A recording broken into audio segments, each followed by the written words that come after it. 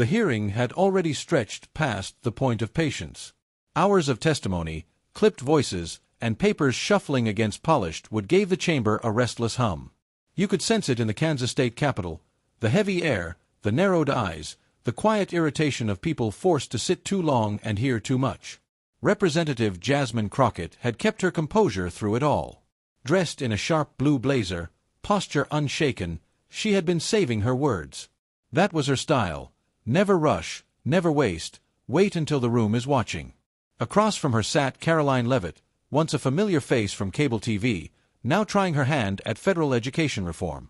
She was restless, defensive, her smile too thin, her voice clipped like she was fighting off a storm inside her. The exchange began like any other. Jasmine leaned forward, her tone calm but unyielding. "So what you're telling us," she said, locking eyes with Karoline, "is that schools in struggling districts just aren't working hard enough?"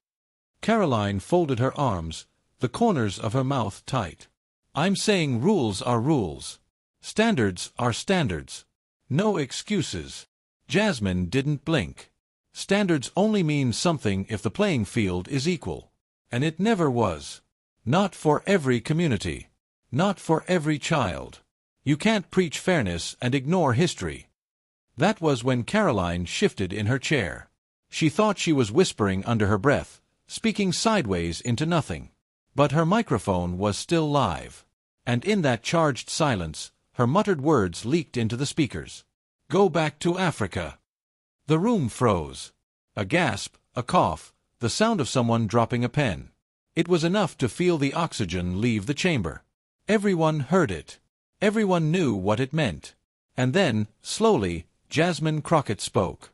At first, the words hung in the air like static, too ugly, too out of place for the brain to process. In the back row, a young black intern froze.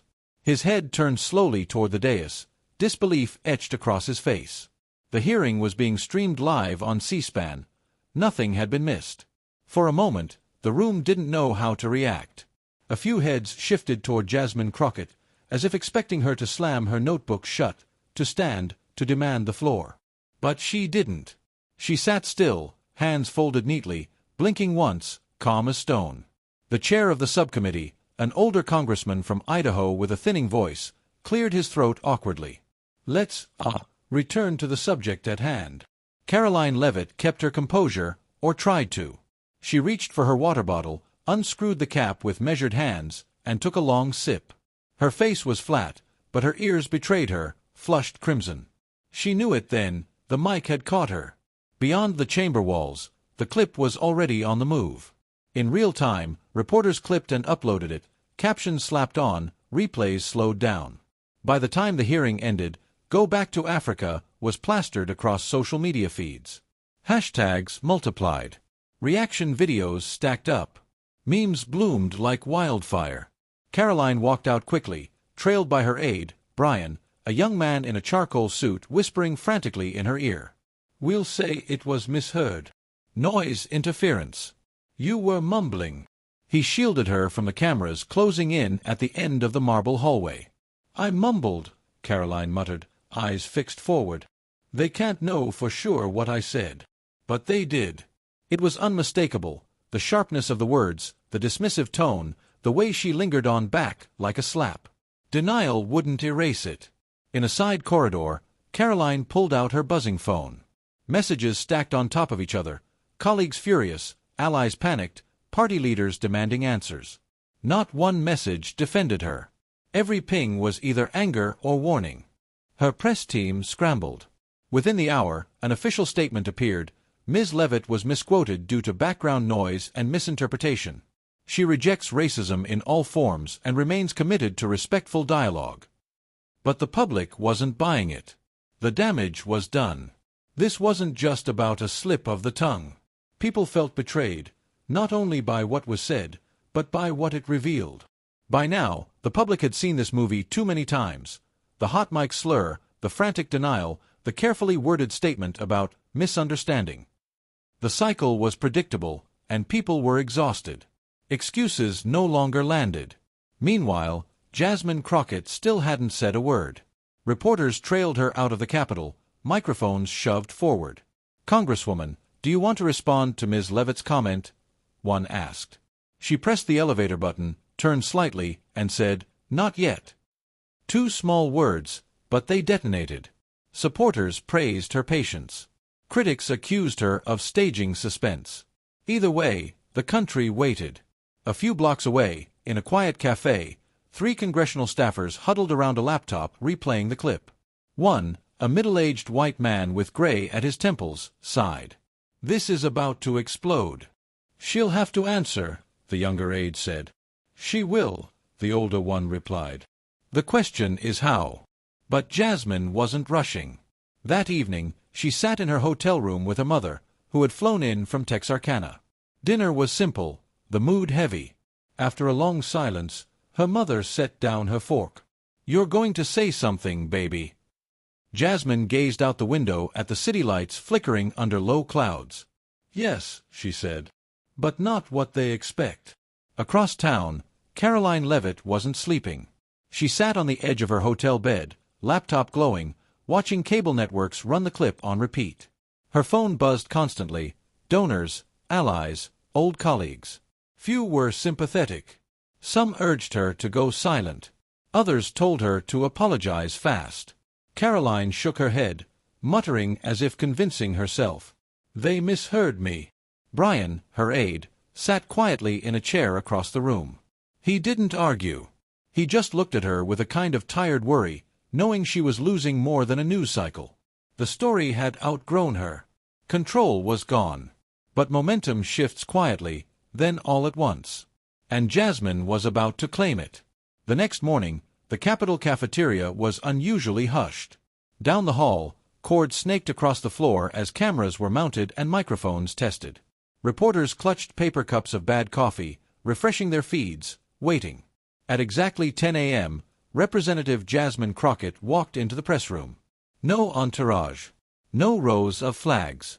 No handlers at her side. Just her, a slim black folder in hand, calm and steady, the same presence she'd carried during the hearing. The cameras fired as she stepped up to the podium. She rested the folder on the stand, adjusted the microphone, and then paused, letting the silence work for her. She let the silence stretch for a heartbeat, just long enough for everyone to lean in. Then she opened the black folder in front of her, glanced at the first line, and closed it again. "I thought I'd come in here and read a statement," she said evenly. "But I don't think I need to." Her voice wasn't raised, wasn't dressed up in theatrics. It was steady, almost conversational. "What happened yesterday didn't surprise me. Not really. I've been hearing those words since I was a teenager standing in line at a grocery store in Shreveport. Back then it was an older woman who didn't like the fact I looked her in the eye. I've heard it on planes. I've heard it whispered in elevators. I've even heard it said in boardrooms, just softened with prettier language. So no part of me was shocked." She paused. Chairs creaked. A pen tapped once, then stopped. "What did surprise me," she went on, "was that people expected me to be shocked. As if what you heard was an accident, some rare slip in a country that usually gets it right. That's not the America I grew up in. That's not the America I've lived in." The room was hushed now. Reporters leaned forward, eyes fixed. "When you tell someone to go back," Jasmine said, locking her gaze on the cameras, "you're not questioning their passport. You're questioning their worth. Their seat at the table. Their right to stand in the room at all." She leaned closer to the mic, "And let me be clear, I'm not going anywhere." The words cracked open the country. Screens lit up. Phones buzzed. People watching at home sat straighter. In classrooms, in barber chairs, on porches in towns that had never heard her name before, the line landed. She didn't stop there. "When I was 11, my father brought me to Washington, D.C. We stood outside the Supreme Court. He told me, 'This place belongs to you too.' I remember thinking he couldn't be serious. Some days, even now, I still doubt it. But I came here anyway. I ran for office anyway. I serve here anyway. Not because someone gave me permission, but because I don't need permission." Her words weren't polished in that consultant's kind of way. They were too raw, too personal. "I'm not here to drag Karoline Leavitt," she said. I'm here to remind anyone listening that belonging isn't earned by being perfect. We belong because we live here. Because we build here, love here, work here. Because our ancestors paid the cost of making this place even possible. That's the inheritance we stand on. She let out a long breath before finishing. So if that truth makes someone uncomfortable enough to mutter what she muttered, maybe that discomfort belongs to them. Not me. And with that, she closed the folder, stepped back from the podium, and walked out. No questions taken. No grand flourish. Just an exit that said she had better things to do. Her phone started buzzing before she even reached the hall. Messages from strangers, colleagues, even opponents who wrote, "You said what I couldn't." Not everyone cheered, though. Some were already gearing up to twist her words, to fight back. And Jasmine knew it. By lunchtime, her speech was everywhere. The clip played and replayed, not because people had missed it, but because they wanted to feel it again. It wasn't hashtags this time. It was stories. Voices. In a diner outside Toledo, an older black man set down his coffee mug, eyes glassy, and whispered to no one in particular, "Finally, somebody said it." In a diner outside Toledo, an older black man named Reggie sat in the same booth he'd claimed for 20 years. He leaned over his coffee and told the waitress, "Didn't even know her name yesterday. But now, that woman's got iron in her spine." In Flagstaff, Arizona, a Navajo teacher stopped mid-lesson, dimmed the lights, and played Jasmine's press conference on the projector. When it ended, she simply said to her students, "That's what it looks like when someone refuses to shrink." And in Fresno, California, a retired white veteran named Bill logged into Facebook for the first time in months. He typed one line, nothing more. She didn't just speak for herself. Not everyone agreed. Conservative talk radio lit up. In Des Moines, one host thundered, "Another victim act. Another staged stunt to divide the country." Callers chimed in. Some backed him. Others pushed back. One voice cut through. "She didn't throw a tantrum. She told the truth.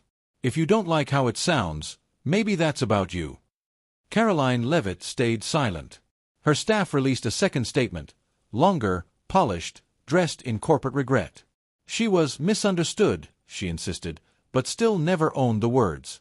Online, it was shredded apart. That night, Karoline paced the floor of a borrowed townhouse in Arlington, curtains drawn tight. She replayed the clip of Jasmine's speech over and over, whispering to herself, "She's winning this." Across the kitchen, Brian watched her carefully. "You're not spinning your way out this time," he said quietly. "I didn't mean it like that," Karoline muttered. "It just slipped." "That's the problem," Brian replied. Across the country, Jasmine's words were growing legs. On a campus in Madison, Wisconsin, a panel about higher ed turned into an open forum on belonging and who gets to call America home. In a barbershop in Mobile, Alabama, men paused mid-haircut to debate her calm. "Back in my day," one said, "you get loud or throw hands." She did neither. "That's harder." But the weight pressed on Jasmine too. Alone in her dim apartment, water glass in hand, she stayed off the news. She didn't want to hear strangers debating a silence she had carried for years before it broke in that chamber. Her phone buzzed. A name she didn't expect, Senator Leah Drummond, a Republican from Texas. The text was short. That was powerful. "Would you meet?" Jasmine stared at it, not shocked, but heavy with the knowledge that her words had cracked something open. People who had never once sat across from her were now asking for a seat at the table. But one voice still hadn't been heard. And when it finally was, it would shift everything again. Because it all began in that hearing.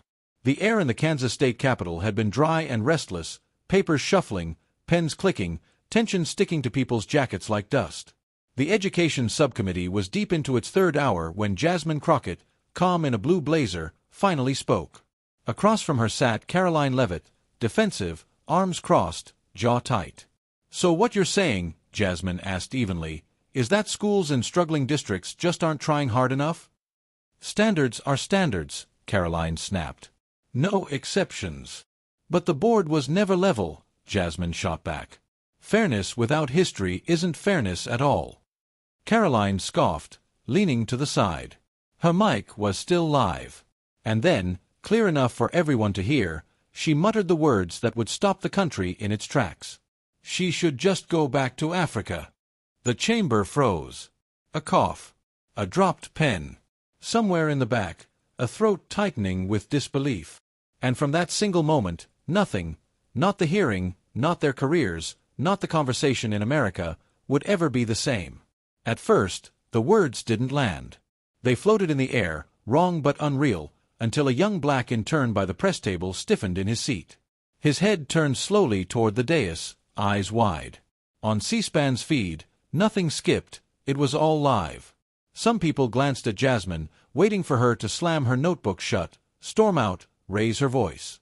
But she didn't. She sat with her hands folded neatly, blinked once, and stayed still. The chairman, an aging congressman from Idaho, cleared his throat and muttered, "Let's, return to the issue at hand." Karoline didn't break. She reached for her water bottle, unscrewed the cap, took a deliberate sip. Her face was composed, but her ears betrayed her, flushed crimson. She knew the mic had caught her.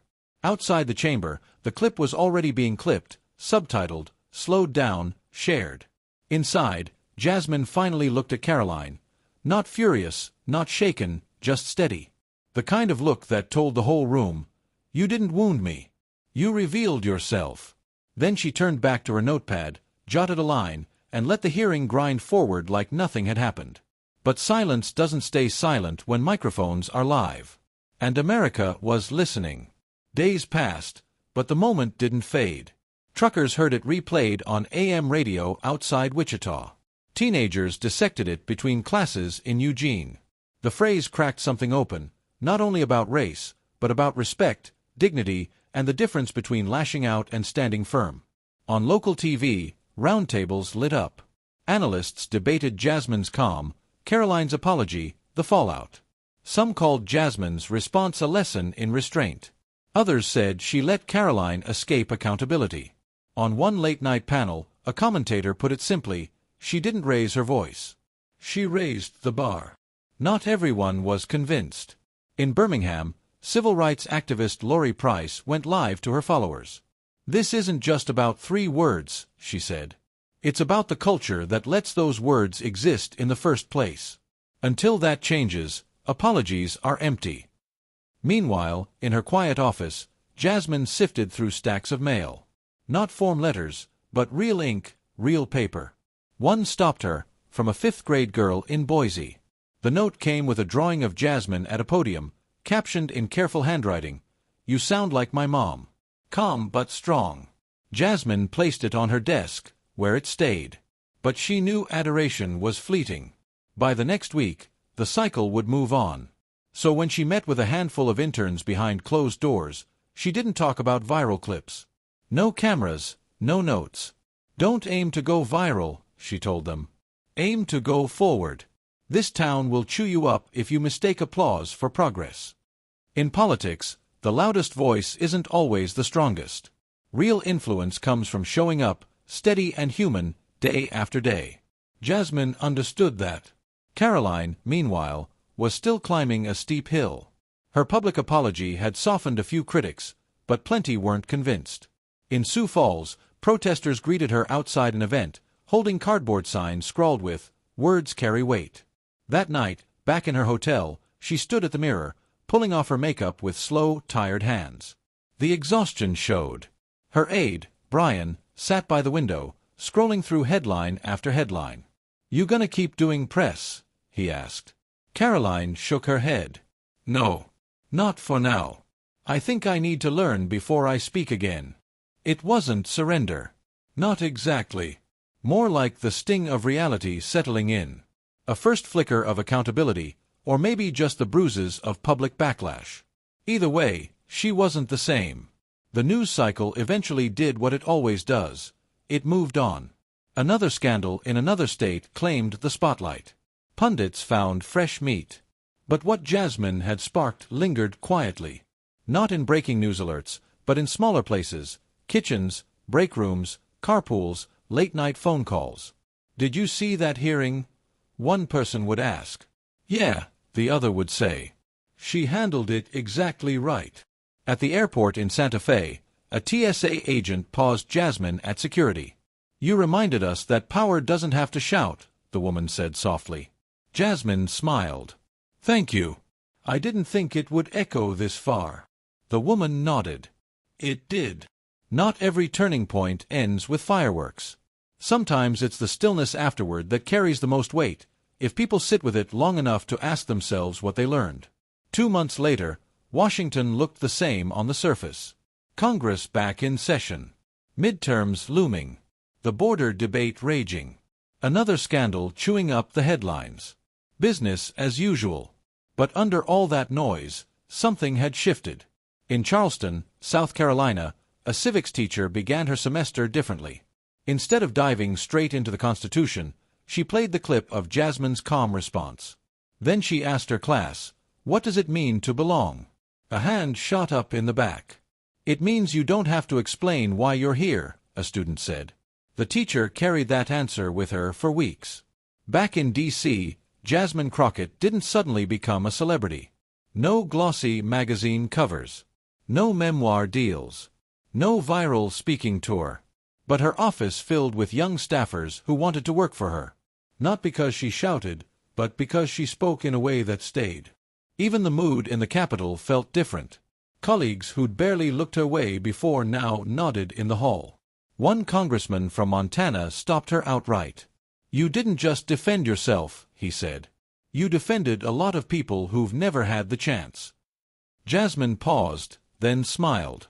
That was the point. And Karoline? She kept her head down. No interviews, no book tour, no podcast confessions. Just quiet work. Karoline kept showing up, but this time in quieter rooms. No cameras, no spotlights. Just steady meetings with advocacy groups, listening more than talking. One of those sessions took place in Columbus, Ohio, with a youth group focused on civic dialogue. A college student looked her in the eye and asked, "What actually changed for you?" Karoline didn't flinch. "Getting caught didn't change me," she said. "Getting challenged did. And I'm still working out what that really means." There was no applause, no viral clip. Just silence, the kind that tells you people heard you. And that was enough. Later that fall, a quiet vote came up in Congress. A bill aimed at leveling the playing field for federal school funding. Jasmine co-sponsored it. Karoline supported it too. They didn't stand side by side for a photo, and no one tried to spin it as some big reconciliation moment. They simply voted the same way. It didn't grab headlines. But to those paying attention, it mattered. Because what unfolded in that hearing months earlier wasn't really about a soundbite. It was about what happens when people are tested. Jasmine walked away from it not with fame, but with gravity. Her words carried weight long after the cameras shut down. And Karoline, she didn't end up cast as a villain. She became something more complicated, a mirror, forcing people to ask themselves, how many times have I said something in the dark that I'd never say in the light? That's the real story here. Not scandal, but choice. The choice to speak without shouting, to teach without humiliating, to respond without tearing someone else down. In an age when politics rewards division, Jasmine chose clarity instead of noise. And that choice cut deeper than outrage ever could. Some political moments flare up and vanish overnight. This one stuck. Because people remember strength when it isn't cruel. They remember the pause, the breath, the calm when the ground feels like it's shifting. And maybe that's the whole lesson. You don't have to raise your voice to leave a mark. You just have to mean it when it matters most. If this story made you stop and think, share it. And if you want more stories about who we are and who we're trying to be, hit subscribe. We're only just getting started.